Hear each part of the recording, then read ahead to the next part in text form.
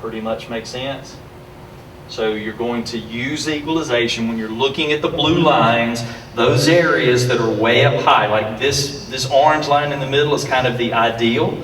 And so if you have areas that, like right in here, there's not a lot of that in my voice, and so I might actually increase this area, which would increase intelligibility. But like I have a lot of low mid, so I would probably dial some of that down. So if I were to stand on stage and I'm EQing myself, I'm going to look to see that's number 3. So I'm going to press the number 3 here, and I'm going to actually move that to where I'm not getting a lot of sound in my voice.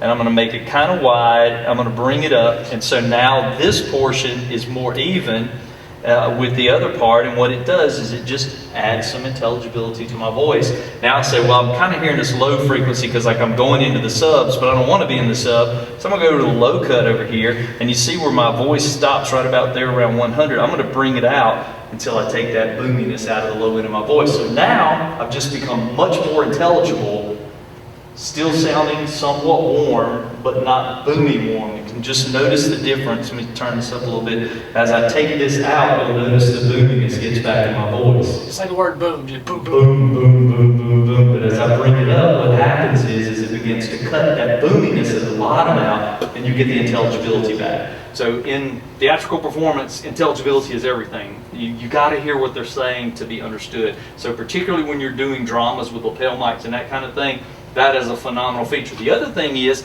on the flip side, is all the way up here on the top end. If I go to number 4, I can come over to the EQ curve here, and it creates a roll-up. These are frequencies that you really can't hear. There's 20,000 hertz. I mean, dogs hear that, but people don't hear that. So there's no point in having that available because it will feed back. So what I do is I turn that on, and then I'll bring this a little bit over here until I get to the very top, and you can see my voice kind of cuts off about 9K. So I just start it right in there. So a basic EQ curve for my voice would be something like that. And so I'm intelligible, I'm not booming on the bottom end, and my risk of feedback is cut dramatically because of the way I've EQ'd it. And I did all of that just kind of based on what I'm looking at with those blue lines. That's called a real-time analyzer. That is one of the greatest features ever in a board because it allows somebody who doesn't hear it. See, our 30 years of training of working these boards, I hear a frequency and I know what it is. Where most people look at it and go, I have no idea. It's feeding back and it's like really loud. What do I do? Well, describe really loud to me. We'll say, really loud. I'm like, no, I mean, is it like high pitch or is it middle pitch? Or is it low pitch? And most people are like, I have no idea.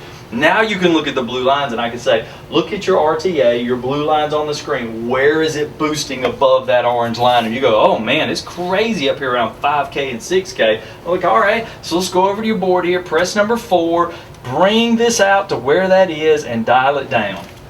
Boom, that's how you take it out. Okay, so that's a lot of explanation on equalization, but the reason behind that is because that is the difference between a good sound man and a not good sound man. If you don't make the mic sound good, it doesn't matter how else you do it, you got to start with something that sounds good and then work out from there. So that's the most important part. Okay, so now let's look at the gate and the ducker and the compressor and why we have them and what they're good for.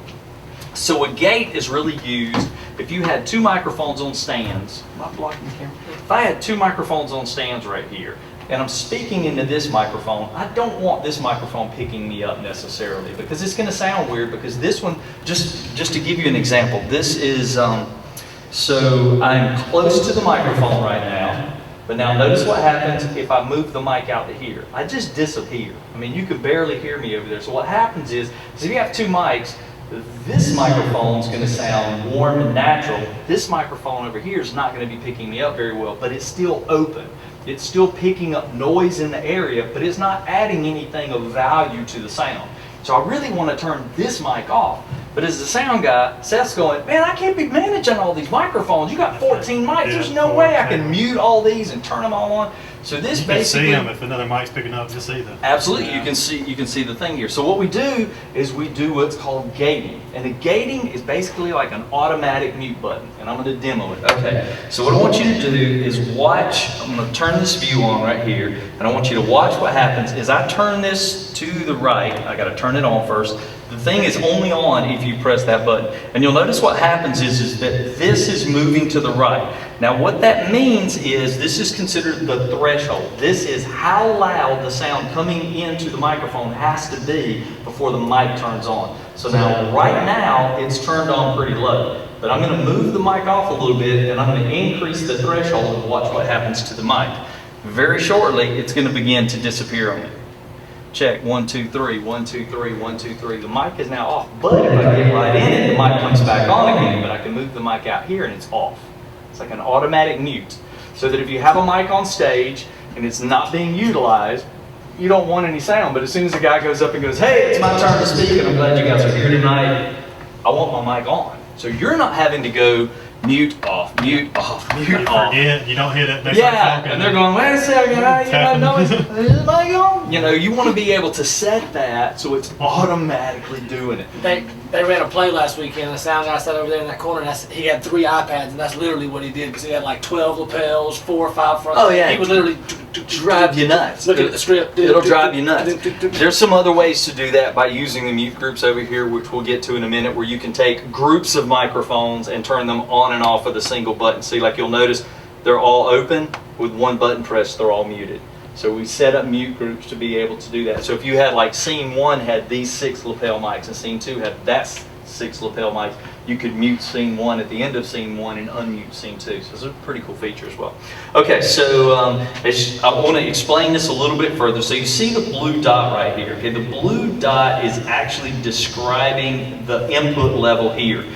It is running across this way to indicate the input range, and we currently have the threshold set at -44. So now watch as I move it over here, the sound comes through without being interrupted at all. It starts here, regardless of what the level is, it's going to go. But the further that I move it to the right, and I'm going to set this, I'm going to set the hold down to 0 to really give you the example. You wouldn't necessarily do it this way, but it'll really make the example. Check, 1, 2, 1, 2, 1, 2. Okay, so as soon as I start talking and this blue dot passes by, you'll notice that the mic is on. But if I hold it out here, it's out. But watch what happens is I begin to move it up. As soon as that blue dot touches that line, the microphone starts turning on, and as soon as it climbs that slope, it's on fully. But as soon as I begin to pull it away, it's going to turn itself off. So that's how you adjust this. We use it a lot for drums. An example being Tom 1 and Tom 2. The guy's playing drums, Johnny hits the first drum. We don't want the microphone on the second drum, the tom, and the floor, and we don't want all those other mics picking it up.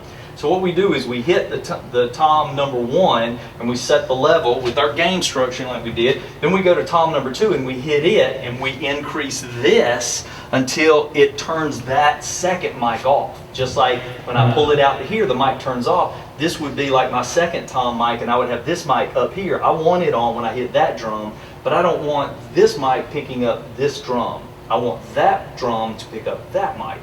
And I'm going to put the gate on this one so that only the thing that you're hitting is on, creates less feedback issues, and it makes the instrument sound natural because you're not picking up all the noise around you as well. You know, if Seth's talking in a mic and I'm talking in a mic, I want Seth's mic to pick Seth up, and I want my mic to pick me up. I don't want his mic picking me up and my mic picking him up, because now my mix is muddied, because whatever I EQ on my voice to make me sound right is now picking him up, and he sounds different than I do. So we don't need to sound the same. I wouldn't EQ them the same. So I don't want his mic picking me up and mine picking him up. So that's the reason we put the gate, that's the reason we put the EQ, because whatever is on this mic, I want it to be EQ'd for whatever's talking into this mic, not for something else on the stage random. Choir mics would be the example where that would be thrown out, because choir mics are meant to pick up a group of people. So you would EQ them collectively, not individually. We're talking individually right now. Okay, that is the gate. Compressor. This is super important. This is probably one of the sound man's greatest friends. Yes. So what happens with the compressor is Seth's singing, Brandy's singing, and I'm singing. We're doing we're up there doing our little trio thing. Man, Brandy's really getting it, and all of a sudden she starts feeling it. Boy, I mean, she gets that mic, she starts working it, and she's just getting louder and louder and louder. And Seth and I are looking at each other and going, she is too dang loud. Can you turn her down? But Seth's not singing as loud as I am, so it's like Brandy's singing louder than any of it. I'm singing louder than Seth, and Seth's not singing loud enough. But we need to all sound the same volume level. Okay? So the options would be for the sound guy to be sitting back here running the volume levels all the time of all 3 of our mics constantly, makes no sense because you don't know when I'm going to sing loud or when I'm going to sing soft. But the computer can take care of it for you. So we use a compressor, and what a compressor does is it says, I want all the volume levels to be the same at this level. This is going to be the threshold. Just like we had the threshold when it's moving this way, I don't want the mic to turn on until it gets to this point. Now we're setting a threshold that says, I don't want anybody to be allowed to be louder than this. This is the maximum loudness anybody's going to get. So what we're going to do, since Brandy's louder, we want to bring her volume down, so we're actually going to compress her vocals so that even though she's louder, she's going to come back to that level. I am louder, so occasionally I go over, but sometimes I'm under. So what I'm going to do is I'm going to raise my gain to bring me up to the line, but then I'm going to put a compressor on it so it doesn't allow me to go over the line. Same thing with Seth. He's singing way down here. He's way too soft. We're going to take his gain to bring him up to the line. Then we're going to put a compressor on him so that he doesn't go above the line. So now when we sing, even though you're technically singing louder, I'm technically singing louder, and Seth's singing the softest. To the audience, we sound exactly the same, and it's all done with the computer on the soundboard, not somebody having to sit here and drive the bus. So how do we set that up? So same thing, let's go back to channel 1. So here we go. So right now, this again is that same straight line, but what I need to be able to do is to say, I don't want me to be that loud. So I'm going to turn this down so I can turn my gain up over here to really exaggerate this situation. Okay, check 1, 2, 3. See how high that's going up now? That's pretty loud, because now if I get into it really hard, I'm going to be up into the yellow. So we're going to say that we want it to be at minus 18, but I don't want it to go above that. So you can kind of see where I am right here. There's the 18. This would be minus 18. 0 is at the top. So what I'm going to do is I'm going to turn this on, so I'm looking at it. And I'm going to bring this down so it doesn't allow me to get above that minus 18 point. So now if I start to get really, really loud, you know what happens is it starts compressing more and more. The louder I get, the more it compresses my voice. And I can make it compress it a little bit as I get louder, or I can like hard limit it and say, you will not go above this point. I'm going to put a lid on you. And when you get to that point, you're done. And you do that by these adjustments over here. So you have a ratio, and notice how straight line this is, okay? If I set it at 100%, which is right here, it will not allow me to go above that point, because what it does is it says when you get to this level, you're done. You're done. You're not going above that. That minus 18 is the limit. You're not going there. But you may say, well, I want there to be some vocal range, you know. It's the Celine Dion big ending, and I'm going to slide out there, and I want to get a little bit louder, so I don't want to just squash the vocals. So what I might do is instead of 100, I'm going to give it a little bit of a slow, which means that I can be a little bit louder than minus 18, but it's not going to let me get crazy loud.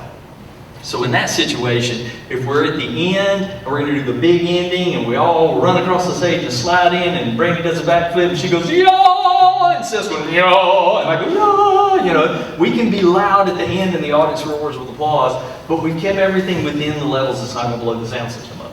And that's where we do that. So I can increase the levels of my gain. So now I'm going to give the example where Seth just will not sing loud enough. Seth, you're just too dang soft, man. I mean, Brandy's carrying her weight, I'm carrying my weight. Seth, you're just not carrying your weight. So we're gonna goosing. We're gonna do a digital goosing here. Hey, so watch what happens. I noticed on the channel 1, you're getting a clip light even though it's not going all the way up. Is that because of the compression? That's because I pulled that. Well, yeah, part of it could be the compression, but probably because I just jacked the volume up to make this. Because you see, if I pull that, I get really loud there. So here's what we're about to do. So now I'm going to bring this back down because I want to set this because Seth is singing right now and Seth's just not getting it. Seth, we got to goose you, man. So I'm going to come over here to this digital gain. This is a separate gain that's on the board over here in the corner, and I'm going to bring it up. And you'll notice what's happening is all of a sudden I'm being able to get more gain out of my microphone than what I had before. So listen to the difference. I can dial it back down, see how much quieter I got. But I'm not having to move anything over here. This is a digital gain, which just takes the input that I had and adds more to it. It's an extra oomph. It's the extra oomph. So if you've got somebody that's singing really soft, you just cannot gain them out over here. You have an extra level of gain. You can go into here to increase them even more. You can get crazy loud over there. So this is another gain staging. But at the same token, what you're doing is you're taking the signal down here and you're bringing it up, but you're still not allowing them to get too loud because notice, You still got them compressed. So even though I'm bringing myself up, what you'll notice is that when I get to that point, that red line, let me turn this down, that red line is still coming on because I'm getting to that point where I'm about to be too loud compared to Brandy. So this is going to say, I'm going to bring you back down. But I gained myself up considerably over here, so I'm consistently louder, even though you might not be singing anywhere nearly as loud as me because I gained you up over there. Even though you're singing like this, you sound like Brandy. Right. You sound like this big voice. So this is just another gain staging that can be done here. Okay, we talked about the equalization, we talked about the low cut, we talked about the gate, we talked about the compression. So now let's look over here. This board has some great features and it has some somewhat confusing features because it will do the same thing in multiple ways. And sometimes that gets very confusing to people. It's like, why isn't there just one way? I want to turn the doorknob and open the door this way. I don't want to sometimes have to grab it on the top of the door to open it, sometimes grab it on the bottom of the door, and sometimes grab the doorknob. Just give me a doorknob, let me open it one way and be done with it. Well, they just set it up for people who like to run things different ways.